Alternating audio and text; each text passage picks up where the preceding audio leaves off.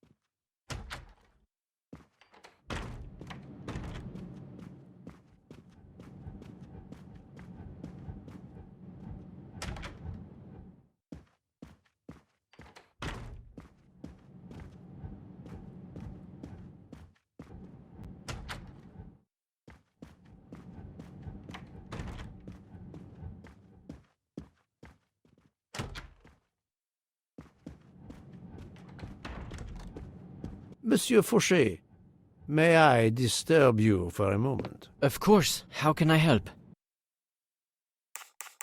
Monsieur Fauché, I need your help to prepare a cocktail.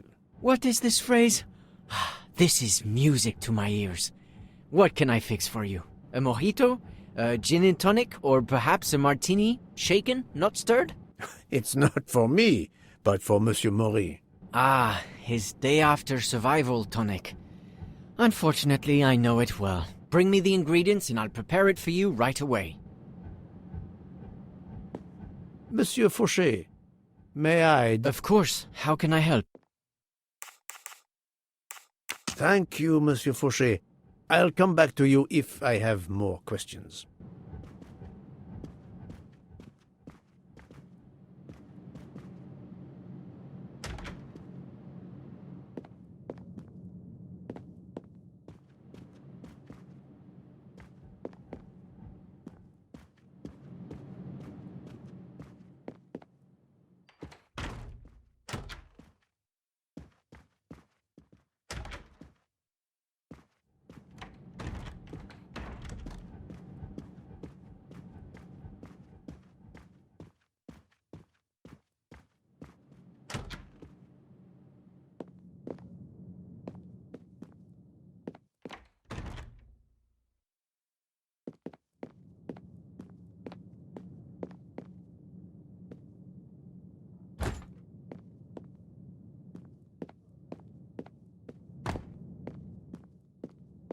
How are you feeling, Monsieur Maurice? Do you have my tonic?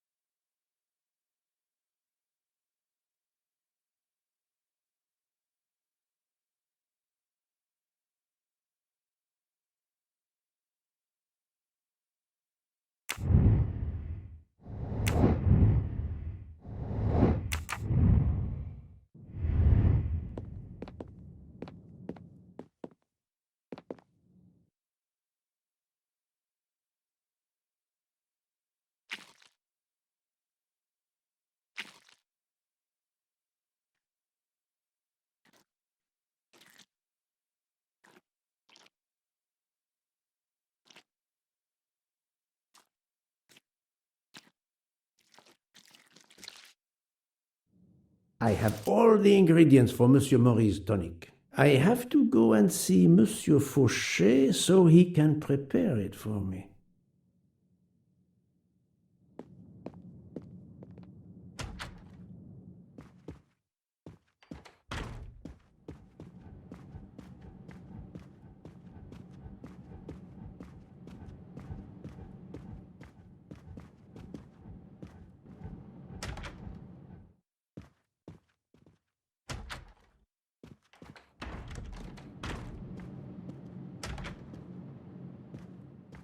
Monsieur Fauchet, Of course, how can... here is everything that was listed on the magnet. Excellent! I can take it from here. Mr. Poirot, I'm uncertain about the lemon juice. Is it half a lemon or full lemon for the recipe?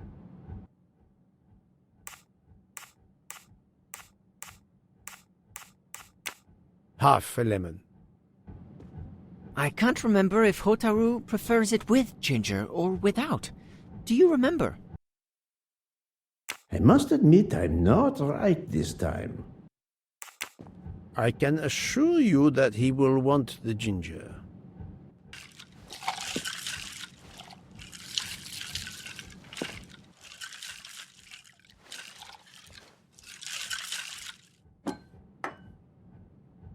There you are, sir.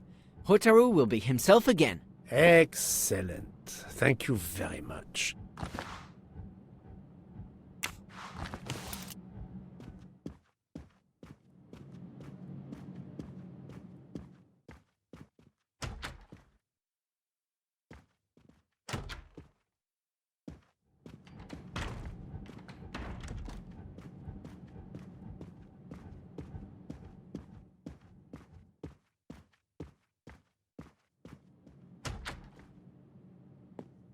Here you go, Mr. Mori.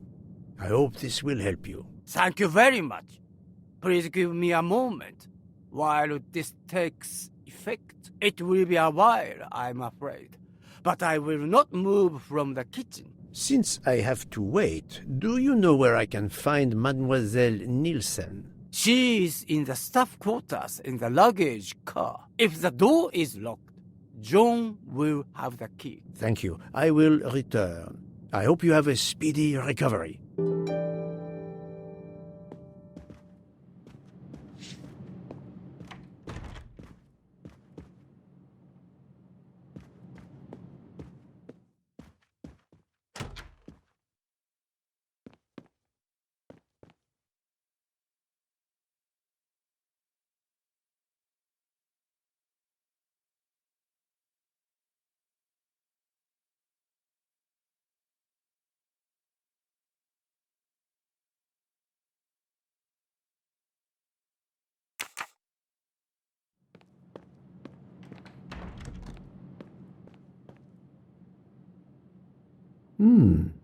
It's locked.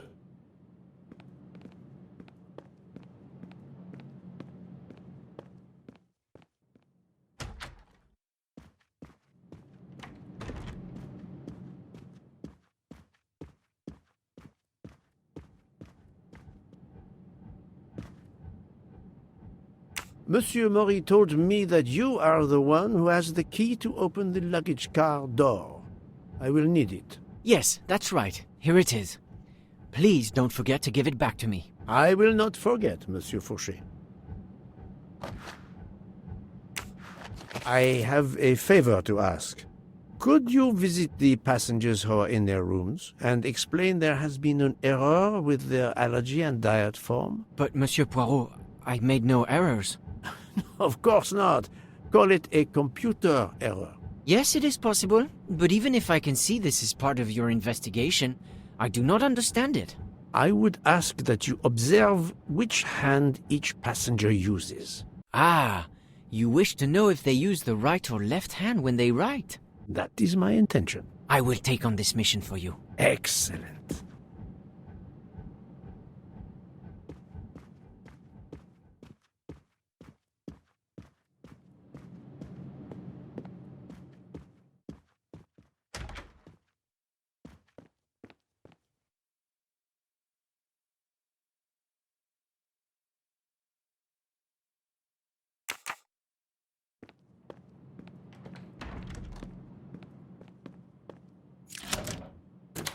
That's it. It's open now.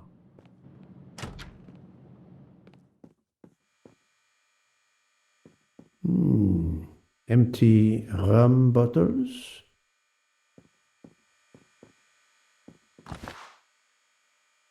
A deck of cards. I suspect they were reading diamonds and spades instead of books.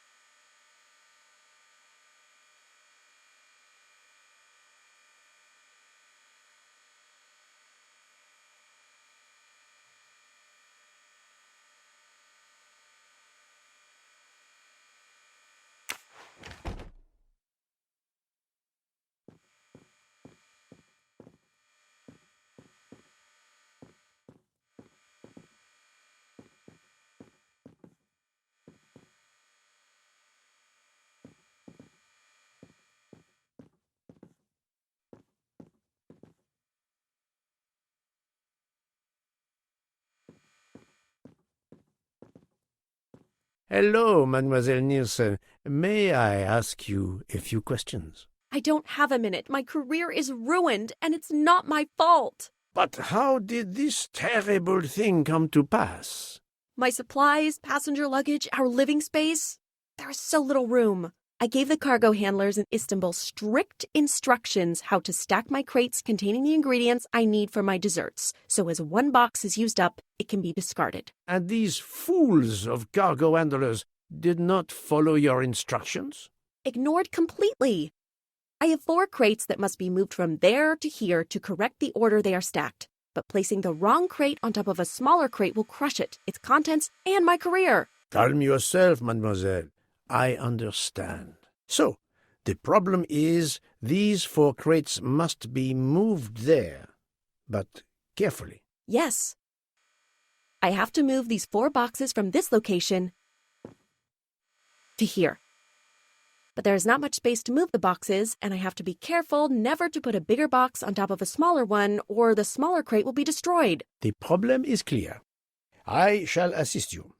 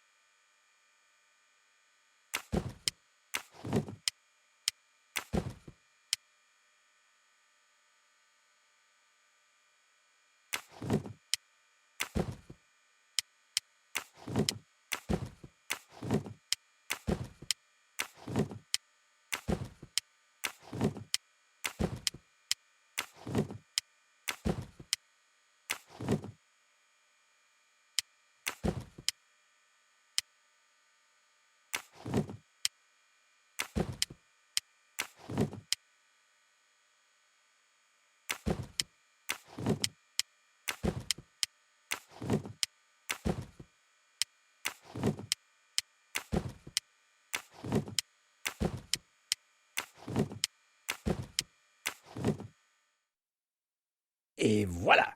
You are a lifesaver. Or at least a dessert saver. Thank you, thank you. I will gladly answer your questions.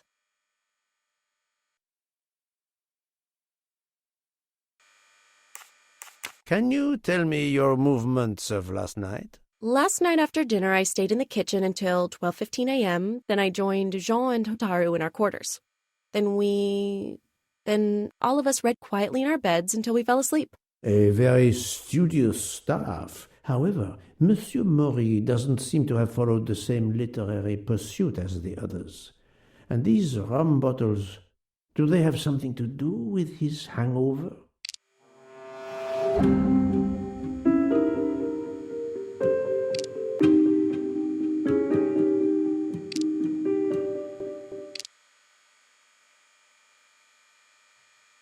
She is lying, but why?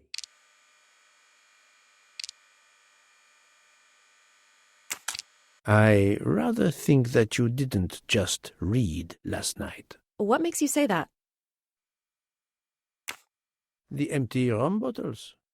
Were their labels part of your reading last night? My fault. I must have left them there before I put them in the bin. And these are straight from the bar. Our passengers must have drunk them. I have my doubts. But why would she feel the need to lie?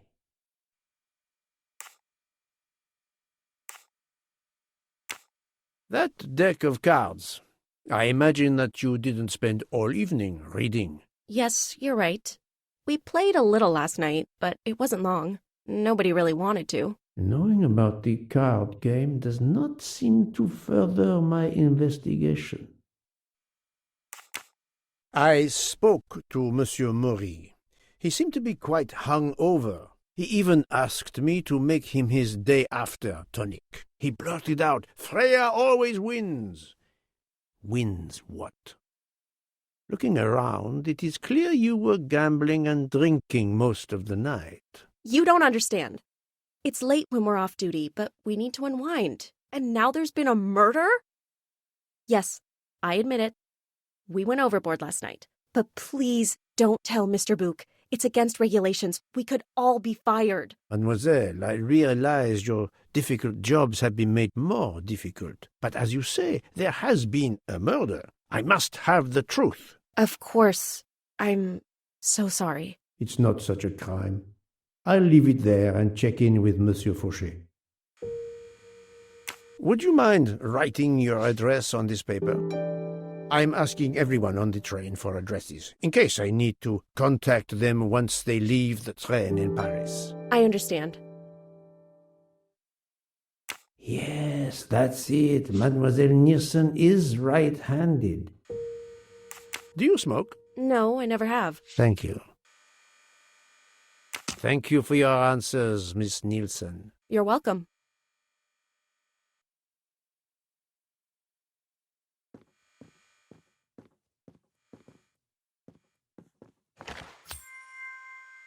Another golden moustache to treasure.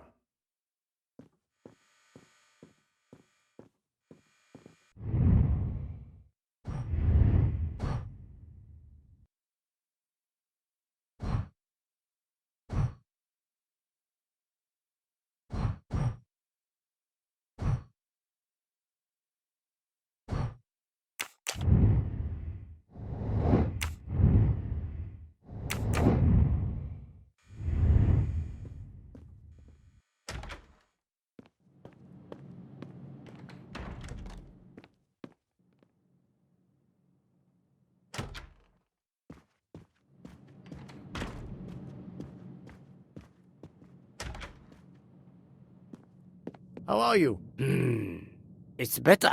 Thank you. Then may I ask you some questions? It will not take long. Quickly, please. I have hungry passengers to feed. Très bien.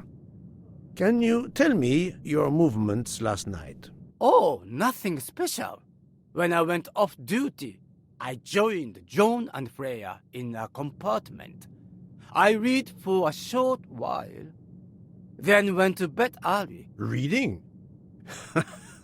I'm not sure you have recovered enough to tell me the truth. Don't waste what little energy you have recovered to lie, Monsieur Mori. Yes, sorry, Mr. Poirot. You're right. It obviously wasn't reading that made my head hurt like that. But if you told Monsieur Book, it could mean my job. I will keep your secret, but I am investigating a murder. You must tell me the truth. Thank you. Please, write your address on this paper. My address? I don't see why. I think I hear Monsieur Book approaching. My address? Yes, of course. Another right-handed person. Not surprising, most people are. You are a heavy smoker. My job. It is very stressful. Would you happen to know who vapes on the train? A banana flavor? Oh, yes. The smell disgusts me. What is wrong with the good tobacco? I do not have time to answer that. Who is it? I've only seen one person who vapes. It's Captain Arbuthnot. Captain Arbuthnot. I see. Your testimony was invaluable to me. Thank you. Take care, Monsieur Mori. My palate depends on your good health.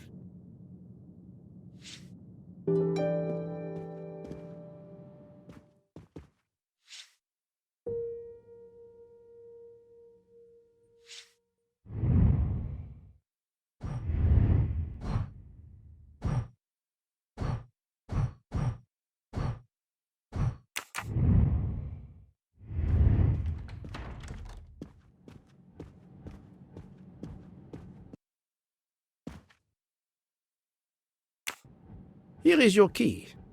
Thank you very much. My pleasure. About the little favor I asked of you. Aha, but of course. I was able to get new allergy forms from guests who were in their compartments. Monsieur McQueen, Monsieur Masterman, Count and Countess Andreni, they are all right-handed. I also asked Princess Dragomirov, but she had her assistant, Madame Schmidt, sign for her. She is right-handed as well. You have exceeded my expectations. Well done. Thank you, Monsieur Fauché. I'll come back to you if I have more questions.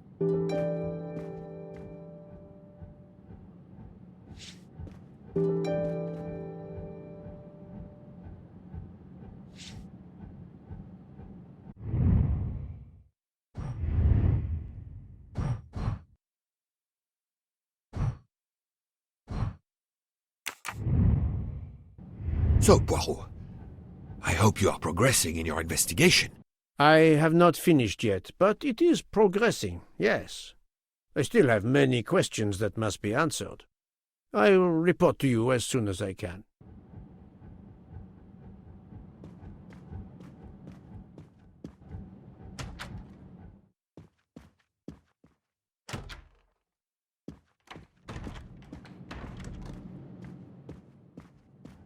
Monsieur Fauché, may I disturb you for a moment? Of course. How can I help? It is, of course, about the murder of Monsieur Ratchet. Can you tell me your movements last night? I understand. Yesterday evening, I took a break at Vinkovsky station with Hotaru. We then went to our quarters in the staff accommodations, a section of the luggage car. Freya was there, reading, and I went to bed right after. Freya is there now, I think, and Hotaru is in the kitchen. They can verify my story. What time was this? 11:30 p.m. or a bit after.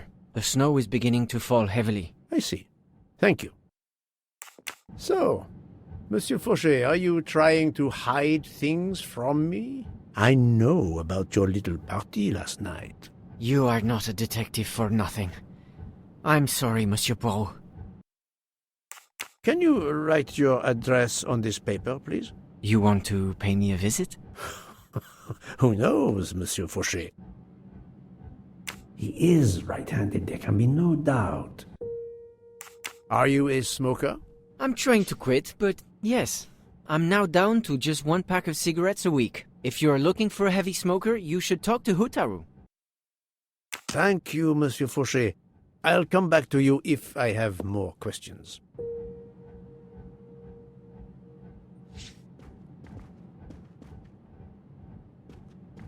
I'll observe her instead.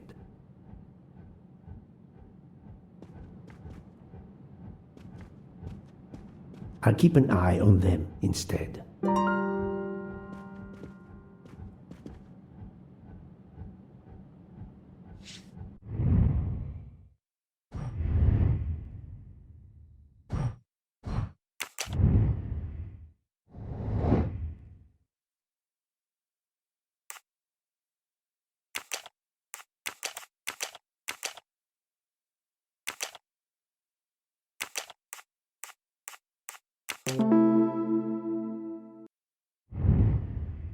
That was easy.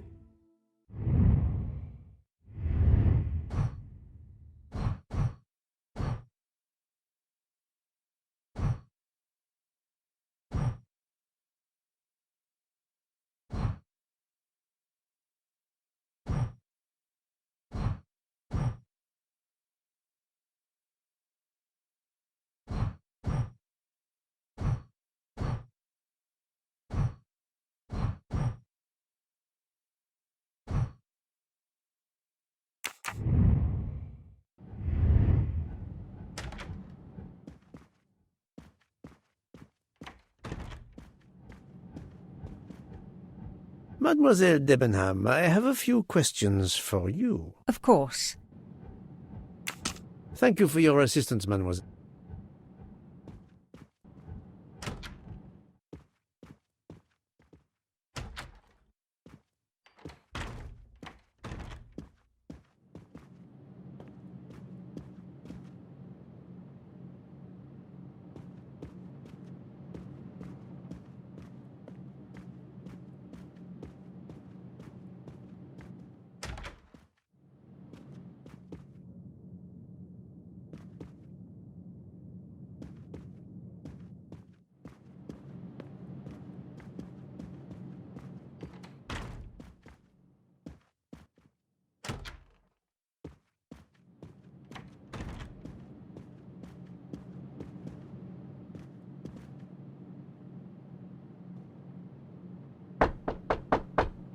Captain Arbuthnot, I know that you are the only person on this train to smoke e-cigarettes. We found a vial of e-liquid at the crime scene.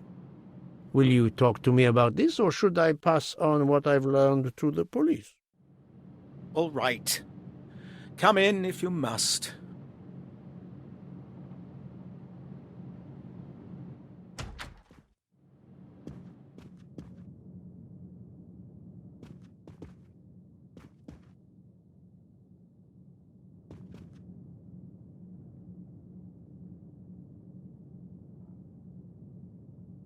I have just a few questions for you. Very well.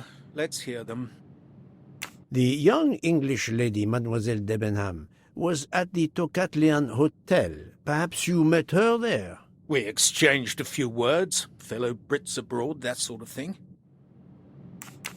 What can you tell me about Mademoiselle Debenham? Nothing whatsoever. We barely spoke. The director of the Orient Express, Monsieur Bouc, thinks the assassin is a woman. And that is enough to accuse her. She had nothing to do with this murder. How can you be so certain? The idea is absurd. Ratchet was a perfect stranger to her. She'd never seen him before. Ah, did she tell you so? Well, yes, maybe she did. She may have commented once upon his somewhat unpleasant appearance. If a woman is concerned, as you seem to think, to my mind, without any evidence, I can assure you that Miss Debenham could not possibly be implicated. It is clear that the captain is defending Miss Debenham, a woman he supposedly doesn't know very well. What were you doing last night around 1:15? 1:15? I believe I was still talking to that young American fellow, Mr. McQueen, the secretary of the man who was killed. We were in his compartment. He was a friend or acquaintance of yours? No, I never saw him before this journey. We'd hit it off at dinner, and the conversation continued into the early hours. Until what time was that? Until 1:45 or so. Then I retired to my room and went to sleep.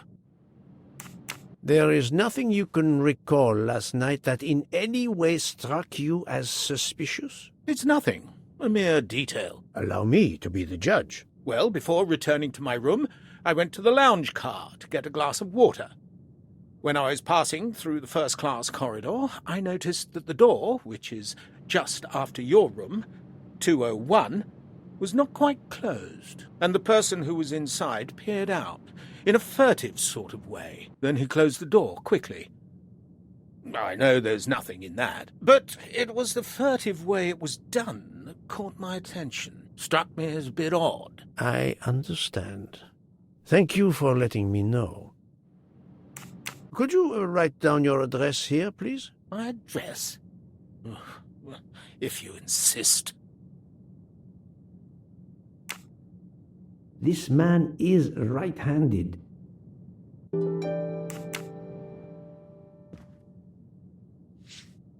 Is this e-cigarette liquid yours?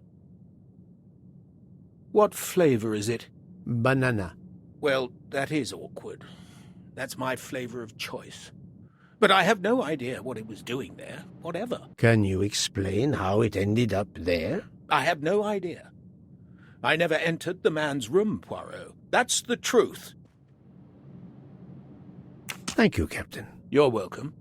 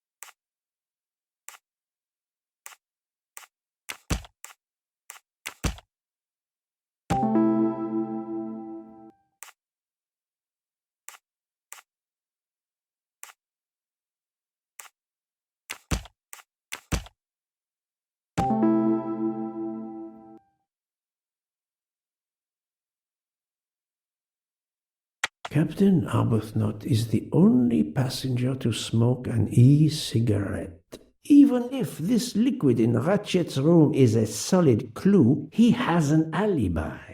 I cannot accuse him without any other proof. That's the right answer.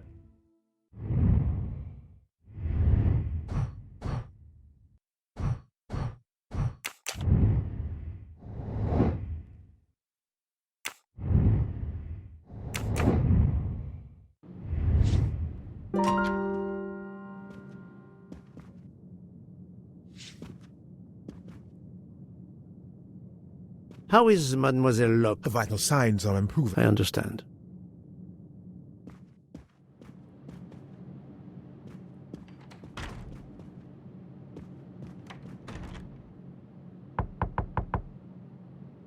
Pardon this intrusion, Mademoiselle Olsen, but something you told me earlier confuses me. Oh, please, come in.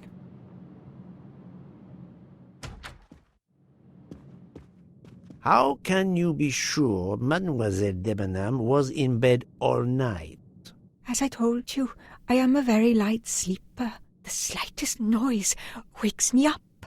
If Fraulein Debenham had gotten out of her bed, I would have heard her. I got up this morning around 8 a.m. She was sleeping soundly.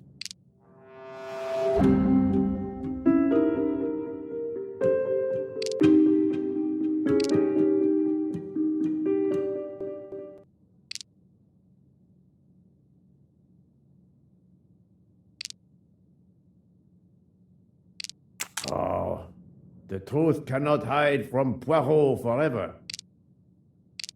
Are you certain you would have heard her? Yes. Why are you asking?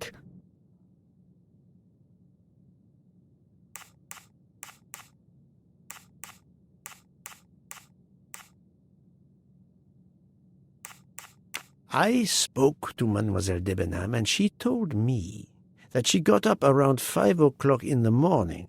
She opened the door and looked down the corridor. It was then that she saw a woman in a red kimono. How do you explain that? I think I must have been sleeping very soundly not to have heard it.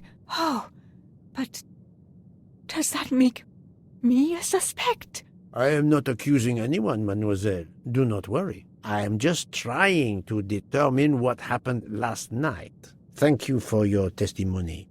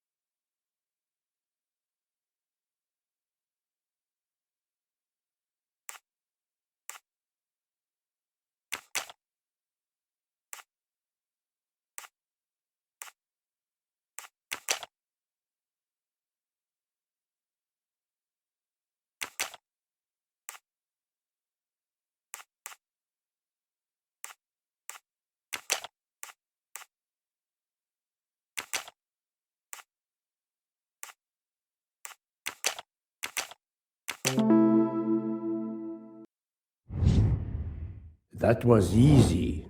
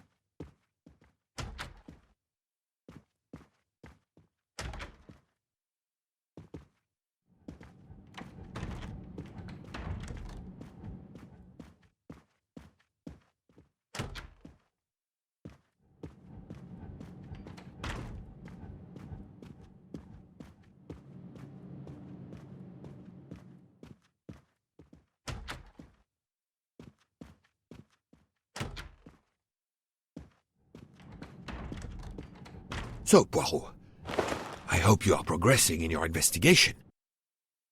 There is no trace of the murder weapon on the train, as yet. The killer could have hidden it anywhere. It must be somewhere. Indeed, as you say, it must be somewhere. According to Dr. Constantine's report, the stab wounds were made by at least one right-handed and one left-handed person, and with different strength. For the moment, everyone I have checked is right-handed. It is impossible to draw any conclusions as yet. However, I still have a few people to interrogate, notably the Russian princess. You still have many avenues to explore? Indeed, the case is far from over, mon ami. I identified the person responsible for the bottle of liquid for the vape found at the crime scene. So, this is our culprit? Do we hold him? No, unfortunately, this bottle belongs to Captain Arbuthnot, but he has an alibi, confirmed by Monsieur McQueen for the time of the murder. Monsieur Bouc, Monsieur Poirot. Michel, calm down. But it's Mrs. Hobart. She says she found the murder weapon in her room. She's very upset. Let's go, Poirot.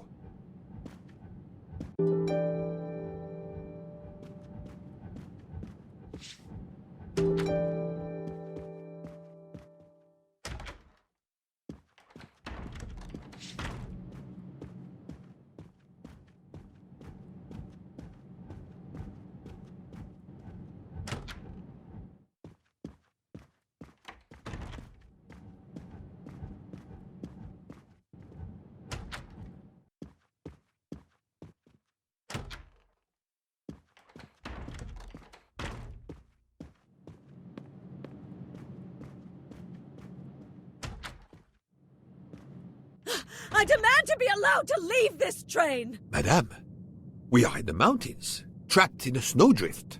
Stating the obvious, there is a murderer among us. He had the audacity to hide his weapon in my room. Please, Madame Bird, take a deep breath and tell us what occurred. Where did you find the knife? I wanted to get a handkerchief from my purse, and when I opened it, I saw it! A bloody knife!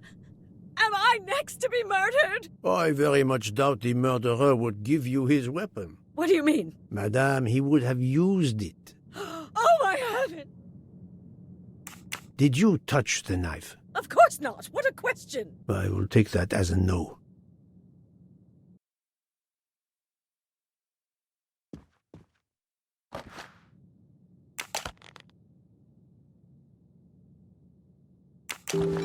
Is this knife the real murder weapon, or is it a red herring?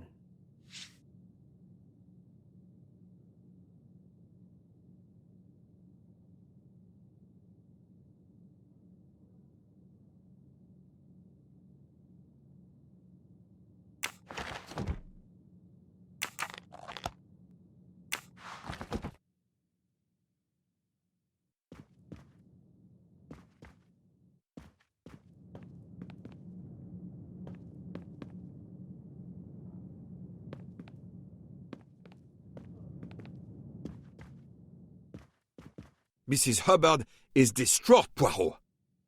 I should stay with her. Please go on without me. I have every right to be distraught. Thank you, Mr. Book.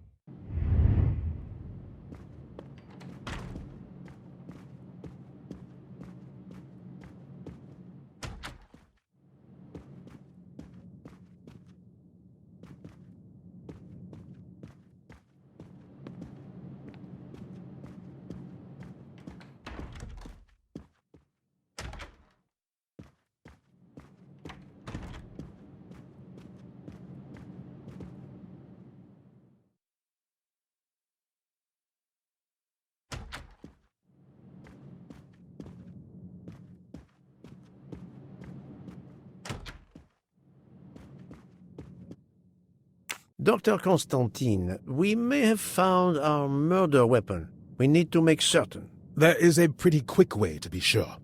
I have estimated the depth of the wounds. You can easily find the depth of each wound by comparing the width. There are 5 of them that I am not sure about. Test them, and then we will compare our results. I will do as you say, Doctor.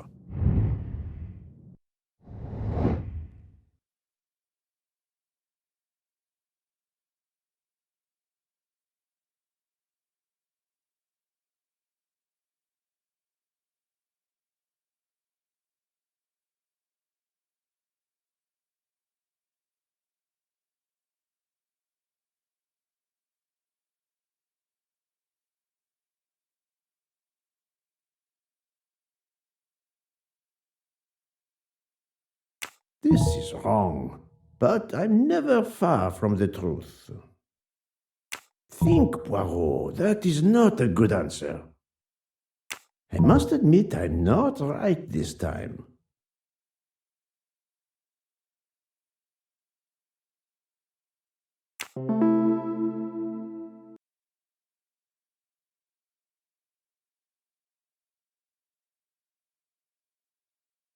This is wrong, but I'm never far from the truth. No, not good. Think, Poirot, that is... I do not think that... I must admit I'm not... No, not good. Think, Poirot, that is...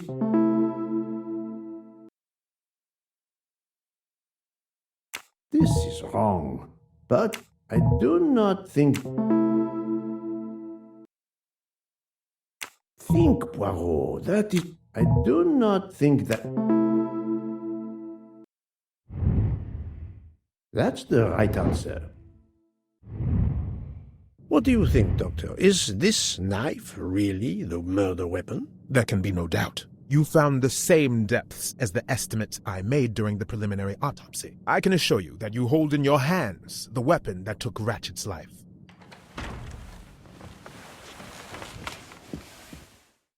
Thank you.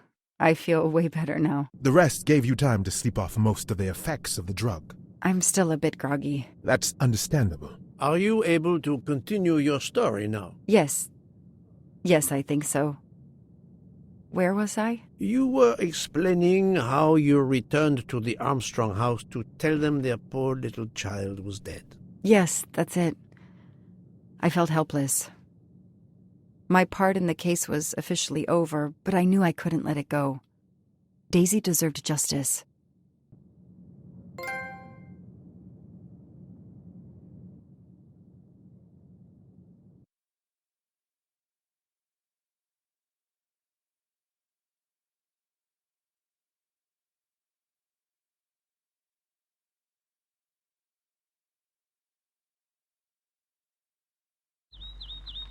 Two days later, I returned to the Armstrong house to tell them Daisy would be released soon for burial. I was angry with myself that I couldn't bring them better news. I wasn't prepared for more tragedy.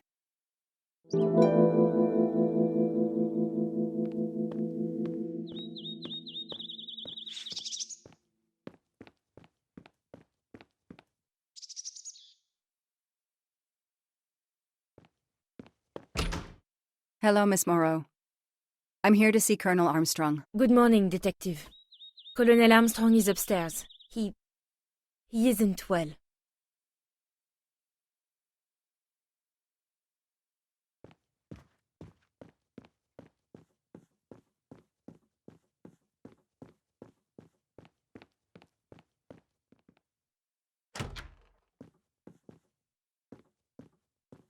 Good morning, Colonel Armstrong. Is your wife here? Here? No, Sonia is not here. Always one step behind. She died of a miscarriage last night. My wife, Daisy, and our baby. My whole family is gone. I'm so sorry. I came straight here this morning. I received word that you can arrange for Daisy to be returned to you for burial.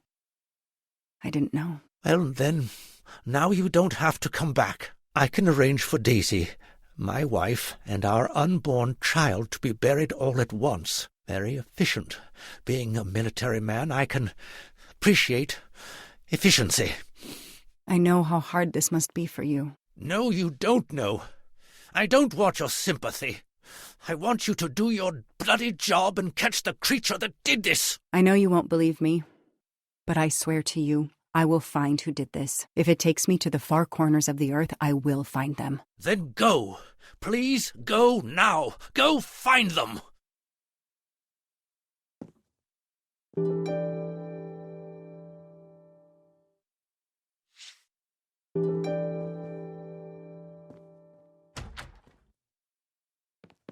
The house that once held the laughter of a child now feels so empty. I'm not giving up. I'm a part of this case, or the case is a part of me.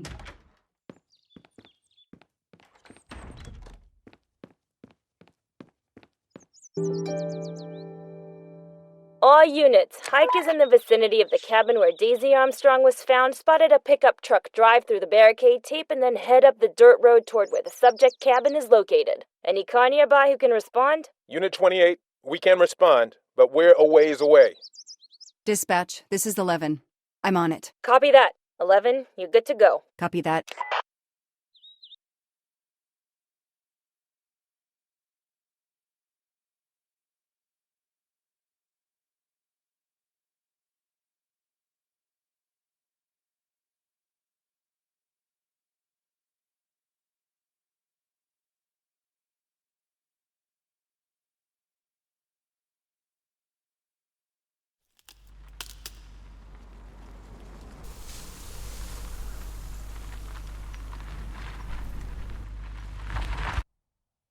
Okay, there's the pickup. Let's see who ignored our barricade tape. 11 here. I'm at the cabin. Someone has broken in. Are you requesting backup? Not yet. I'm going to take a look around. Copy that, 11.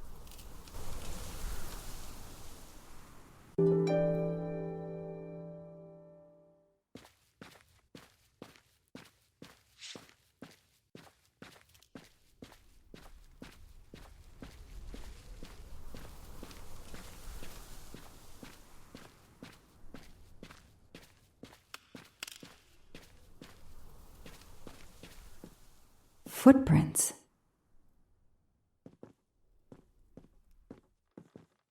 A forensics evidence identification marker.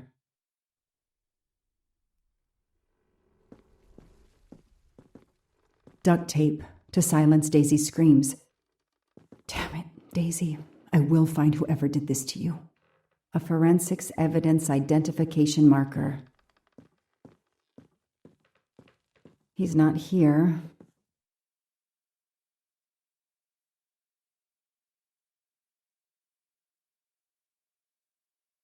Three, 8, 92. Oh, when the poor deer was killed.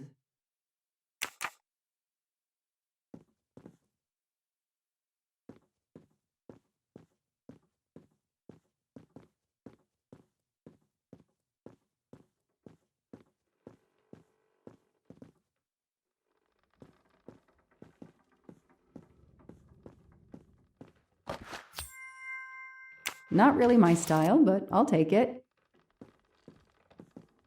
Forensics had to go through this place with a fine-tooth comb.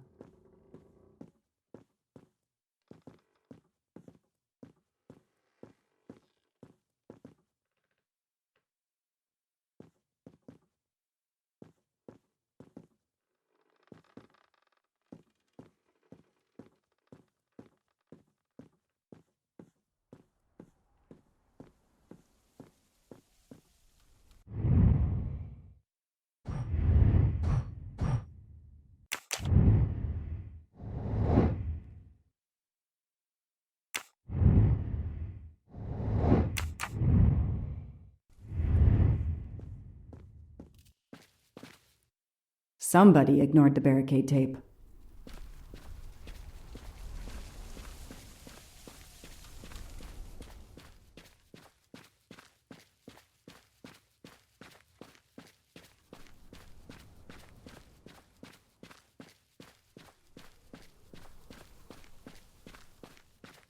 An individual has entered a police-secured area. I have to stop him first.